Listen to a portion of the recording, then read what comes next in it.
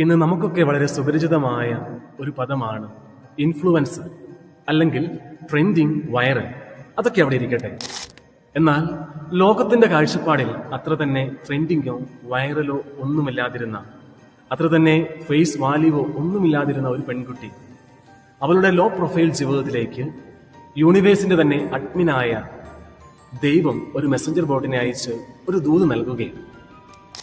ദൂത് കേട്ട മറിയം ആ ദൂതിനെ സംശയത്തോടു കൂടിയല്ല നോക്കുക, മറിച്ച് അവിടെ ഒരു എൻക്വയറി നടത്തുന്നുണ്ട്, ഒരു അന്വേഷണം. ആ അന്വേഷണം അവളെ കൊണ്ടുചെന്നെത്തിക്കുക മനുഷ്യന് അസാധ്യമായത് ദൈവത്തിന് സാധ്യമാകും അവന്റെ പൂർണ്ണമായ ഒരു സമർപ്പണത്തിലൂടെ. പ്രിയമുള്ളവരെ, പരിശുദ്ധ അമ്മയുടെ ഈ അനുഭവത്തെ നമുക്ക് ഒരു ഗബ്രിയേൽ മൊമെന്റ്സ് ആയി കാണാം.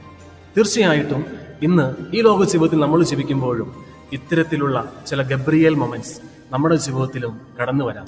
ഒരുപക്ഷെ അതത്ര സന്തോഷകരമായ അനുഭവങ്ങളായിരിക്കില്ല. നമ്മുടെ ജീവിതത്തെ തളർത്തുന്ന ചില വെല്ലുവിളികളാകാം, ചില സ്വപ്നങ്ങളാകാം, ചില തിരിച്ചടികളാകാം, എന്തുമായിക്കൊള്ളട്ടെ.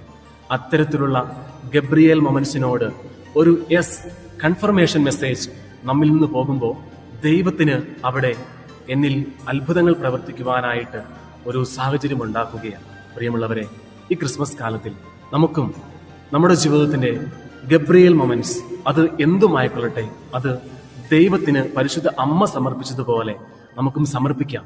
അങ്ങനെ ഈ ക്രിസ്മസ് എൻ്റെ ജീവിതത്തിലും ഒരു പുതിയ അനുഭവം പരിശുദ്ധ അമ്മയെ പോലെ ഉണ്ടാകുവാനായിട്ട് ഇടവരുത്തട്ടെ.